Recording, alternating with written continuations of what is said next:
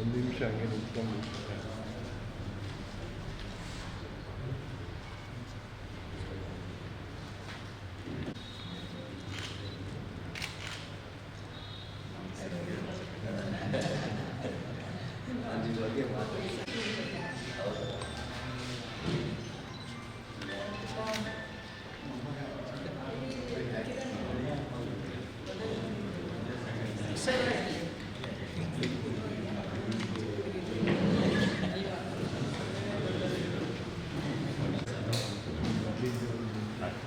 ಇನ್ನೂ 4 ಜನಕ್ಕೆ ಇನ್ನೂ ಇರ್ತಾನೆ ಸರ್.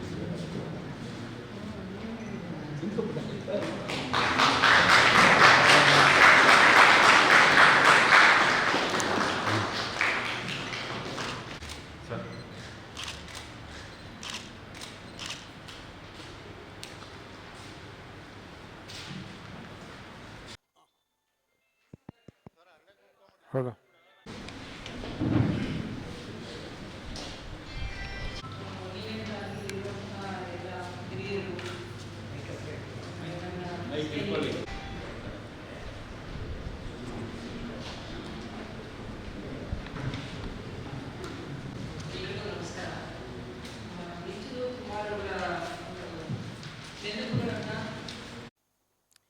ಈಚನೂರು ಕುಮಾರ್ ಬಗ್ಗೆ ಅವರು ಬರೆದದ್ದು ಸಂಗ್ರಹ ಇವತ್ತು ಬಿಡುಗಡೆ ಆಗ್ತಿರೋದು ಭಾಳ ಒಳ್ಳೆಯ ಕೆಲಸ. ಇದಾಗಬೇಕಾಗಿತ್ತು. ಯಾಕೆಂದರೆ ಮೈಸೂರು ಇತಿಹಾಸದ ಬಗ್ಗೆ ಸಾಕಷ್ಟು ಅವರು ತಿಳ್ಕೊಂಡು ಇವುಗಳನ್ನೆಲ್ಲನೂ ರೆಗ್ಯುಲರಾಗಿ ಇದನ್ನು ಲೇಖನಗಳನ್ನು ಪತ್ರಿಕೆಯಲ್ಲಿ ಬರೀತಾಯಿದ್ರು. ಅವರು ನನಗೆ ಭಾಳ ಹಳೆಯ ಸ್ನೇಹಿತರು. ಪತ್ರಿಕೋದ್ಯಮದಲ್ಲಿ ನಾನು ಅವರು ಒಟ್ಟಿಗೆ ಕೆಲಸ ಮಾಡಿದವರು. ಅವರು ಸ್ಟಾರ್ ಆಫ್ ಮೈಸೂರು ಮಿತ್ರ ಇಲ್ಲೆಲ್ಲ ಬರೆದು ಓಡಾಡ್ತಿದ್ದಾಗ ನಮ್ಮ ಆಫೀಸ್ಗೆಲ್ಲ ಬರೋರು, ಸಮಾಚಾರ ಆಫೀಸ್ಗೆ. ನಾನು ಆವಾಗ ಸಮಾಚಾರ ಪತ್ರಿಕೆ ಸಂಪಾದಕನಾಗಿದ್ದೆ. ಆವಾಗ ನಮ್ಮ ಆಫೀಸ್ಗೆ ಬರೋರು.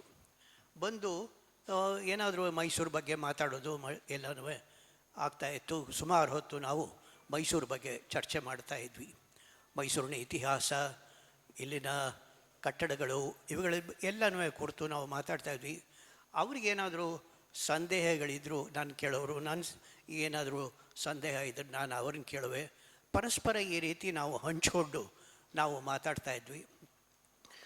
ಇದಕ್ಕಿಂತ ಹೆಚ್ಚಾಗಿ ಅವರು ನನಗೆ ಇದರಲ್ಲಿ ಆರ್ಕಿಯಾಲಜಿಕಲ್ ಡಿಪಾರ್ಟ್ಮೆಂಟ್ದು ಒಂದು ಲೈಬ್ರರಿ ಇದೆ ಈ ಅರಮನೆಯಲ್ಲಿ. ಅಲ್ಲಿ ಅವರು ನನಗೆ ಸಾಮಾನ್ಯವಾಗಿ ಸಿಗೋರು. ನಾನು ಅಲ್ಲಿಗೆ ಹೋಗ್ತಾ ಇದ್ದೆ ರೆಗ್ಯುಲರಾಗಿ.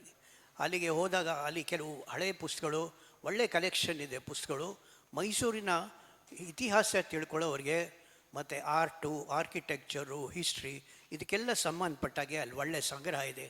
ಆ ಲೈಬ್ರರಿ ಇವತ್ತು ಇದೆಯೋ ಇಲ್ವೋ ನಂಗೆ ಗೊತ್ತಿಲ್ಲ, ಬಟ್ ನಾನು ಅಲ್ಲಿಗೆ ಹೋಗ್ತಾ ಇದ್ದೆ. ಈಚನೂರು ಕುಮಾರವೇ ಅಲ್ಲಿಗೆ ಬರೋರು. ಬಂದು ಅಲ್ಲಿ ಪುಸ್ತಕಗಳನ್ನು ನೋಡಿ ಅವರು ನೋಟ್ಸ್ ಮಾಡಿಕೊಂಡು ಹೋಗ್ತಾಯಿದ್ರು. ನಾವು ಅಲ್ಲೇ ಹರಟೆ ಹೊಡ್ಕೊಂಡು ಅವ್ರೇನು ಓದಿದ್ದಾರೆ ಅದರ ಬಗ್ಗೆ ಡಿಸ್ಕಸ್ ಮಾಡಿ ಅಲ್ಲೇ ಹೋಗಿ ಕಾಫಿ ಕುಡ್ಕೊಂಡು ನಾವು ಹೋಗ್ತಾಯಿದ್ವಿ.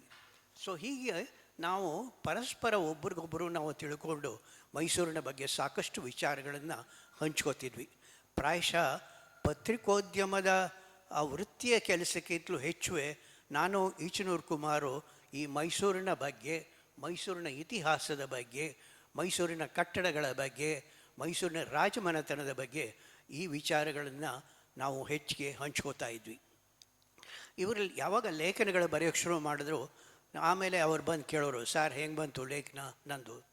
ಚೆನ್ನಾಗೇ ಬರೀರಿ, ಇದು ಅಕಸ್ಮಾತ್ ತಪ್ಪಾಗಬಹುದು, ತಪ್ಪಾಗೋದು ಸಾಮಾನ್ಯ. ಆ ತಪ್ಪಾಯಿತು, ನೀವೇನು ಹಿಂದ್ಲೇಟ್ ಹಾಕಬೇಕಾಗಿಲ್ಲ, ಬರೀರಿ, ಇದು ಚೆನ್ನಾಗಿದೆ, ಇನ್ನಷ್ಟು ವಿಷಯಗಳನ್ನು ಸಂಗ್ರಹ ಮಾಡಿ ಅಂತ.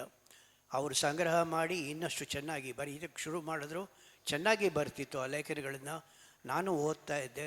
ಎಲ್ಲೋ ನಾನು ಫಾರಿನ್ಗೆ ಹೋದಾಗ ಅವುಗಳನ್ನ ಮಿಸ್ ಆಗ್ತಾಯಿತ್ತು. ಇವತ್ತು ಅವರ ಲೇಖನಗಳನ್ನು ಸಂಗ್ರಹ ಮಾಡಿ ಇವತ್ತು ಪಬ್ಲಿಷ್ ಮಾಡಿರೋದು ಇದೊಂದು ಮೈಸೂರು ಇತಿಹಾಸಕ್ಕೆ ಒಂದು ಒಳ್ಳೆಯ ಕಾಂಟ್ರಿಬ್ಯೂಷನ್. ಮೈಸೂರು ಇತಿಹಾಸಕ್ಕೆ ಇಂಥ ಪುಸ್ತಕಗಳು ಬೇಕು. ನನ್ನ ದೃಷ್ಟಿನಲ್ಲಿ Mysuru it's not a heritage city. ಪ್ರಾಯಶಃ ಡಾಕ್ಟರ್ ರಂಗರಾಜನ್ ನನ್ನ ಬೈತಾರೋ ಏನೋ, ಹೆರಿಟೇಜ್ ಸಿಟಿ ಅಲ್ಲ ಅಂದರೆ. ಇದು ಹೆರಿಟೇಜ್ ಸಿಟಿ ನಾನು ಹೇಳಲ್ಲ. It's A historic city. ಇಲ್ಲಿರೋ ಎಷ್ಟು ಹಿಸ್ಟ್ರಿ ಪ್ರಾಯಶಃ ಬೇರೆ ಊರಲ್ಲಿ ಅಥವಾ ಬೇರೆ ಇದರಲ್ಲಿ ನಮಗೆ ಸಿಗ್ಬೋದೋ ಇಲ್ವೋ. ಅದೇ ಬೆಂಗಳೂರಲ್ಲೂ ಸ್ವಲ್ಪ ಇದೆ. ಬಟ್ ನನಗೆ ಮೈಸೂರು ಹೆಚ್ಚು ಪ್ರಾಮುಖ್ಯತೆ ಯಾಕೆ ಅಂದರೆ ಮೈಸೂರು ಒಂದೇ ಅಲ್ಲ, ಮೈಸೂರು ಸುತ್ತಮುತ್ತ ಇರೋ ಜಾಗಗಳನ್ನು ಕೂಡ ಭಾಳ ಐತಿಹಾಸಿಕವಾಗಿ ಪ್ರಸಿದ್ಧಿ. ಶ್ರೀರಂಗಪಟ್ಟಣ ತಗೊಳ್ಳಿ, ಉಮ್ಮತ್ತೂರು ತಗೊಳ್ಳಿ, ತರ್ಕಣಾಂಬಿ ತಗೊಳ್ಳಿ, ತ್ರಿಯಂಬಕಪುರ ತಗೊಳ್ಳಿ, ಕಳಲೆ ತಗೊಳ್ಳಿ, ನಂಜನಗೂಡು ತಗೊಳ್ಳಿ, ಇಲ್ಲೆಲ್ಲ ಇತಿಹಾಸ ಇದೆ, ಸಾಕಷ್ಟು ಒಳ್ಳೆಯ ಇತಿಹಾಸ ಇದೆ.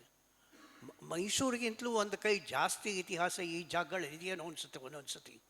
ಅಷ್ಟು ಇತಿಹಾಸ ಇರುವಂಥ ಜಾಗಗಳಿಗೆ ನಾವು ಸಾಕಷ್ಟು ಗಮನ ಹರಿಸಿಲ್ಲ, ಅವುಗಳ ಬಗ್ಗೆ ಅಧ್ಯಯನ ಮಾಡಿಲ್ಲ, ಅವುಗಳ ಬಗ್ಗೆ ತಿಳ್ಕೊಂಡಿಲ್ಲ. ನಮಗೆ ಒಂದು ಇಲ್ಲಿ ನಾನು ಮಾತು ಹೇಳೋಕ್ಕೆ ಇಷ್ಟಪಡ್ತೇನೆ. ನಮ್ಮ ಇತಿಹಾಸದ ಬಗ್ಗೆ ನಾವೇ ತಿಳ್ಕೊಳ್ದೇನೆ ನಾವು ಬೇರೆ ದೇಶಗಳ ಬಗ್ಗೆ, ಬೇರೆ ಇದಗಳ ಬಗ್ಗೆ ನಾವು ಹೆಚ್ಚು ತಿಳ್ಕೊಳಕ್ಕೆ ಹೋಗ್ತೀವಿ. ಆದರೆ ನಮ್ಮ ರೂಟ್ಸ್, ನಮ್ಮ ಬೇರು ಇರೋದು ಇಲ್ಲಿ ಮೈಸೂರಲ್ಲಿ. ನಾವು ಈ ವಿಚಾರಗಳನ್ನ ಆದಷ್ಟು ತಿಳ್ಕೊಳ್ಳೋ ಪ್ರಯತ್ನ ಮಾಡಬೇಕು. ಆ ದೃಷ್ಟಿನಲ್ಲಿ ನನಗನ್ಸುತ್ತೆ ಇವರು ಈಚನೂರು ಕುಮಾರ್ ಏನು ಬರೆದಿದ್ದಾರೋ ಲೇಖನಗಳು, ಇದನ್ನೆಲ್ಲ ಏನು ಸಂಗ್ರಹ ಮಾಡಿದ್ದಾರೆ, ಇದು ಆ ದೃಷ್ಟಿನಲ್ಲಿ ಭಾಳ ಉಪಯುಕ್ತವಾದದ್ದು. ಈ ಥರದ ಪುಸ್ತಕಗಳು ಹೆಚ್ಚು ಹೆಚ್ಚು ಮೈಸೂರಿಗೆ ಬರಬೇಕು. ಮೈಸೂರಲ್ಲಿ ಸಾಕಷ್ಟು ನಾನು ಹೇಳಿದ್ನಲ್ಲ, ಇದು ಇತಿಹಾಸವಾಗಿ ಸಾಕಷ್ಟು ಇಲ್ಲಿ ಸಾಮಗ್ರಿ ಇದೆ. ಈ ಸಾಮಗ್ರಿನ ನಾವು ಹೊರಗೆ ತೆಗಿಬೇಕು. ಇದೆಲ್ಲನೂ ಮುಚ್ಚೋಗಿದೆ ನಮಗೆ. ಮೈಸೂರಿಗೆ ಈಗ ಫಾರ್ ಎಕ್ಸಾಂಪಲ್ ತಲಕಾಡಿಗೆ ವಿಷ್ಣುವರ್ಧನ ಬಂದಿದ್ದು, ಹೊಯ್ಸಳ ದೊರೆ ವಿಷ್ಣುವರ್ಧನ ಬಂದಿದ್ದ. ಆಮೇಲೆ ಇದಕ್ಕೆ ತೆರಕಣಾಂಬಿ, ತ್ರಿಯಂಬಕಪುರ, ಇಲ್ಲಿಗೆಲ್ಲನೂ ಉಮ್ಮತ್ತೂರು, ಇಲ್ಲಿಗೇನೋ ವಿಜಯನಗರದ ಅರಸರು ಬಂದಿದ್ದಾರೆ. ಕೃಷ್ಣದೇವರಾಯ ಬಂದು ಶ್ರೀರಂಗಪಟ್ಟಣದಲ್ಲಿ ಇದ್ದ, ದೇವರಿಗೆ ಅರ್ಚಿಸಿದ್ದ. ಅದೇ ರೀತಿ ಉಮ್ಮತ್ತೂರಿಗೆ ಬಂದಿದ್ದ, ಉಮ್ಮತ್ತೂರುದವರುಗಳನ್ನ ಡಿಫೀಟ್ ಮಾಡ್ದ. ಅದೇ ವೀರ ನರಸಿಂಹ ಫೇಲ್ಯೂರ್ ಆಯಿತು, ಅವ್ರನ್ನ ಡಿಫೀಟ್ ಮಾಡೋಕ್ಕಾಗಲಿಲ್ಲ. ಈ ಥರದ ಇತಿಹಾಸ ಎಲ್ಲನೂ ಸಾಕಷ್ಟು ನಮ್ಮ ಮೈಸೂರು ಸುತ್ತಮುತ್ತ ಇದೆ. ಈ ಇತಿಹಾಸನ ನಾವು ತಿಳ್ಕೊಂಡು ಅಧ್ಯಯನ ಮಾಡಿ ಇವುಗಳನ್ನು ಹೊರಗೆ ತೆಗಿಬೇಕಾಗು. ಅದರಲ್ಲಿ ಈಚನೂರು ಕುಮಾರವೇ ಮೈಸೂರು ಬಗ್ಗೆ ಒಂದು ಸ್ವಲ್ಪ ಪ್ರಯತ್ನ ಮಾಡಿದರು. ಈ ಪ್ರಯತ್ನಗಳು ಹೆಚ್ಚು ಹೆಚ್ಚು ಬರಲಿ, ಇಂಥ ಪುಸ್ತಕಗಳು ಸಾಕಷ್ಟು ಬರಲಿ. ಇದರಿಂದ ನಮ್ಮ ಮೈಸೂರಿನ ಇತಿಹಾಸ ಬೇರೆಯವ್ರಿಗೆ ಏನು ಅನ್ನೋದು ಗೊತ್ತಾಗುತ್ತೆ. ನಮ್ಮ ಇತಿಹಾಸ ನಮಗೆ ಗೊತ್ತಾದರೆ ಫಸ್ಟು ನಮ್ಮ ಬಗ್ಗೆ, ನಮ್ಮ ಭಾಷೆ ಬಗ್ಗೆ, ನಮ್ಮ ದೇಶದ ಬಗ್ಗೆ, ನಮ್ಮ ಊರಿನ ಬಗ್ಗೆ ನಮಗೆ ಅಭಿಮಾನ ಹೆಚ್ಚಾಗುತ್ತೆ. ನಾವು ಇಲ್ಲಿ ಹೆಚ್ಚು ತಿಳ್ಕೋತೀವಿ ನಮ್ಮ ಊರಿನ ಬಗ್ಗೆ, ಅದೇ ರೀತಿ ರಾಜ್ಯದ ಬಗ್ಗೆನೂ ತಿಳ್ಕೋತೀವಿ. ನಾವು ಇದನ್ನು ಹೊರಗಡೆಯವ್ರಿಗೆ ಹೇಳಿ ನಾವು ನಮ್ಮ ಏನು ದೊಡ್ಡಸ್ತಿಗೆ ಏನಿದೆ ನಮ್ಮ ಊರಿಂದು, ಇದನ್ನು ನಾವು ಹೇಳ್ಕೊಳ್ಳೋಕ್ಕೆ ಹಂಚ್ಕೊಳ್ಳೋಕ್ಕೆ ಸುಲಭ ಆಗುತ್ತೆ. ಈ ಕಾರ್ಯ ಹೆಚ್ಚು ಹೆಚ್ಚು ನಡಿಬೇಕು. ಇದು ಇವತ್ತೇನು ಈಚನೂರು ಕುಮಾರ್ ಒಂದು ಪುಸ್ತಕ ಪಬ್ಲಿಷ್ ಮಾಡಿದರೆ, ಅವರ ಕುಟುಂಬದವರು ಇದೇ ಥರದ ಪುಸ್ತಕಗಳು ಹೆಚ್ಚು ಬೇರೆಯವರು ಬರೆಯುವಾಗ ಆಗಬೇಕು, ಲೇಖನಗಳು ಬರಬೇಕು. ಇದರಿಂದ ಮೈಸೂರು ನಗರಕ್ಕೆ ಹೆಚ್ಚು ಪ್ರಾಮುಖ್ಯತೆ ಬರಬೇಕು, ಹೆಚ್ಚು ವಿಚಾರಗಳು ತಿಳಿಬೇಕು ಅಂತ ಹೇಳಿ ನಾನು ಮಾತು ಮುಗಿಸ್ತೀನಿ. ಕೊನೆಯದಾಗ ಒಂದು ಮಾತು, ಈಚನೂರು ಕುಮಾರ್ ಮಗ ಮತ್ತು ಮಕ್ಕಳು ಇವರೆಲ್ಲನೂ ನಾನು ಕರೆದು ಇಲ್ಲಿ ಇವತ್ತು 2 ಮಾತಾಡು ಅಂತ ಹೇಳಿದ್ದಾರೆ. ಈಚನೂರು ಕುಮಾರ್ ಬಗ್ಗೆ ಮಾತಾಡೋಕ್ಕೆ ನನಗೆ ಖಂಡಿತ ಸಂತೋಷ ಆಗುತ್ತೆ. ಈ ಮಾತು ಹೇಳಿ ನನ್ನ ಮಾತು ಮುಗಿಸ್ತೇನೆ. ಎಲ್ರಿಗೂ ನಮಸ್ಕಾರ. 1975ರಲ್ಲಿ ಇಂದಿರಾ ಗಾಂಧಿಯವರು ದೇಶದಲ್ಲಿ ಇದನ್ನು ತಗೊಂಡು ಬಂದ ಎಮರ್ಜೆನ್ಸಿಯನ್ನು ತಂದಂಥ ಸಂದರ್ಭದಲ್ಲಿ ಲೋಕವಾಣಿ ಪತ್ರಿಕೆಗೆ ಆರ್ಟಿಕಲನ್ನು ಬರೆಯೋ ಮುಖಾಂತರ ತಮ್ಮ ವಿದ್ಯಾರ್ಥಿ ದೆಸೆಯಲ್ಲಿ ಪತ್ರಿಕಾ ರಂಗಕ್ಕೆ ಪ್ರವೇಶವನ್ನು ಮಾಡಿದ್ರಂತೆ. ಸೊ ಹಾಗಾಗಿ ಜೊತೆಗೆ 42ನೇ ಸಂವಿಧಾನದ ತಿದ್ದುಪಡಿ ವಿರುದ್ಧವಾಗಿ ಕೂಡ ಅವರು ಸಾಕಷ್ಟು ಆರ್ಟಿಕಲ್ಗಳನ್ನು ಬರೆದ್ರಂತೆ. ಆ ಮುಖಾಂತರ ಅವರು ಪತ್ರಿಕಾ ರಂಗವನ್ನು ಪ್ರವೇಶ ಮಾಡಿ ವಿಶೇಷ ಅನಂತರ ಮೈಸೂರಿಗೆ ಬಂದು ಮೈಸೂರಿನಲ್ಲಿ ಹಲವಾರು ಪತ್ರಿಕೆಗಳಲ್ಲಿ ಕೆಲಸ ಮಾಡಿ ಇಷ್ಟೊಂದು ಪತ್ರಿಕಾ ರಂಗದಲ್ಲಿ ನಾನು ನೋಡಿದ ಮಟ್ಟಿಗೆ ಮೈಸೂರಲ್ಲಿ ಇಷ್ಟೊಂದು ಮೈಸೂರಿನ ಮೇಲೆ ಲವ್, ಮೈಸೂರಿಗೆ ಸಂಬಂಧಪಟ್ಟಂಗೆ ಇಷ್ಟೊಂದು ಆರ್ಟಿಕಲ್ಗಳಾಗಲಿ ಪುಸ್ತಕವನ್ನು ಬರೆದಂಥವರು ಈಚನೂರು ಕುಮಾರ್ ಬಿಟ್ಟರೆ ಗೌರಿ ಸತ್ಯ ಅವರು ಮತ್ತು ಇನ್ನೊಂದಷ್ಟು ಕೆಲವರು ಇದ್ದಾರೆ, ನಮ್ಮ ನಂಜರಾಜ ಅರಸ್ ಅವರು. ಹಾಗಾಗಿ ಈಚನೂರು ಕುಮಾರ್ ಅವ್ರ ಜೊತೆ ನಮ್ಮ ಒಡನಾಟ ಭಾಳ ಇತ್ತು. ನಂತರ ನಾವು ಪ್ರತಿ ಸಲ ಅವರನ್ನು ಬುಧವಾರದ ದಿವಸ ಹೆರಿಟೇಜ್ ವಾಕ್ಗೆ ಕರೆಯುವಾಗ ಅವ್ರು ನಮ್ಮ ಜೊತೆ ಇರ್ತಿದ್ರು. ಹೆರಿಟೇಜ್ ವಾಕ್ ಮುಗಿದ ನಂತರ ಅಲ್ಲಿ ತಿಂಡಿ ತಿಂದು ಕಾಫಿ ಕುಡಿದು ನಾನು ವೆಹಿಕಲಲ್ಲಿ ಬಿಟ್ಕೊಡ್ತೀನಿ ಅಂದರು ಅವ್ರು ಕೇಳ್ತಿರ್ಲಿಲ್ಲ. ನಾನು ಸಿಟಿ ಬಸ್ಸಲ್ಲಿ ಹೋಗ್ತೀನಿ, ಇಲ್ಲ ಅಂದರೆ ನಾನು ಪತ್ರಿಕೆ ಆಫೀಸ್ಗೆ ಹೋಗ್ಬಿಟ್ಟು ಹೋಗ್ತೀನಿ ಅಂತ ಹೋಗೋರು. ಸೊ ಇಷ್ಟೊಂದು ಪತ್ರಿಕಾ ರಂಗದಲ್ಲಿ ತಮ್ಮನ್ನು ತೊಡಗಿಸ್ಕೊಂಡವರಿಗೆ ನಿಜವಾಗ್ಲೂ ಹಲವಾರು ಪ್ರಶಸ್ತಿಗಳು ಕೂಡ ಬಂದಿವೆ. ಆ ಪ್ರಶಸ್ತಿಗಳಿಗೆ ನಿಜವಾಗ್ಲೂ ಅರ್ಥ ಬಂದಿದೆ ಅಂತ ನನ್ನ ಭಾವನೆ. JSSನವ್ರು ಕೊಟ್ಟಿದ್ದಾರೆ, ಆಮೇಲೆ ಸರ್ಕಾರದ ಪತ್ರಿಕಾ ಇದರದ್ದು ಬಂದಿದೆ, ಹಲವಾರು ಪ್ರಶಸ್ತಿಗಳು ಕೂಡ ಅವರಿಗೆ ಬಂದಿದೆ. ಇದರ ಜೊತೆಗೆ ಈಚನೂರು ಕುಮಾರ್ ಅವರು ವಾಯ್ಸ್ ರೆಕಾರ್ಡು ಪತ್ರಗಾರ ಇಲಾಖೆಯಲ್ಲಿ ಲಭ್ಯ ಇದೆ, ಅದನ್ನು ಕೂಡ ತಾವು ಓದ್ಬೋದು. Mysuru heritage city, cultural city, Dasara ಆಚರಣೆ, ಚಾಮುಂಡಿ ಬೆಟ್ಟ, ಜೊತೆಗೆ ಮೈಸೂರಿನಲ್ಲಿರುವಂಥ ಪಾರಂಪರಿಕ ಕಟ್ಟಡಗಳು, ಇವೆಲ್ಲವನ್ನು ನಾವು ಮುಂದಿನ ಪೀಳಿಗೆಗೆ ಉಳಿಸ್ಕೋಬೇಕಾಗಿದೆ. ಜೊತೆಗೆ ಹಲವಾರು ಪಾರಂಪರಿಕ ವಸ್ತುಗಳು ನಮ್ಮಿಂದ ಮರೆಯಾಗ್ತಾ ಇದೆ, ಹಲವಾರು ಕಟ್ಟಡಗಳೂ ಕೂಡ ಮರೆಯಾಗ್ತಾ ಇವೆ. ಅದ್ರ ಬಗ್ಗೆ ನಾವು ಹೆಚ್ಚು ಲವನ್ನು ಬೆಳೆಸ್ಕೋಬೇಕಾಗತ್ತೆ.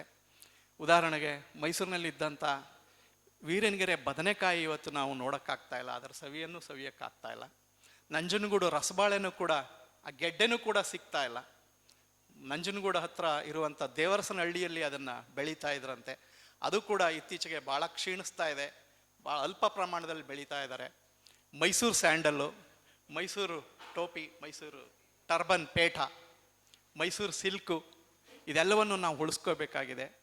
ಕೆಲವು ಮತ್ತು ವಜ್ರ ಮುಷ್ಟಿ ಕಾಳಗ ಮತ್ತು ಕೆಲವು ಕುಸ್ತಿ ಇದಿದ್ವು ಮೈಸೂರಿನಲ್ಲಿ, ಅವಂತೂ ಇತ್ತೀಚೆಗೆ ಎಲ್ಲೂ ಕಾಣ್ತಾನೆ ಇಲ್ಲ.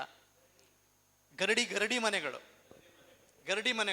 ಸೊ ಈ ಗರಡಿ ಮನೆಗಳನ್ನು ಹುಡುಕೊಂಡು ಒಂದು 3-4 ಕಡೆ ಈಚನೂರು ಕುಮಾರ್ ಅವರು ಹೋಗಿದ್ರು.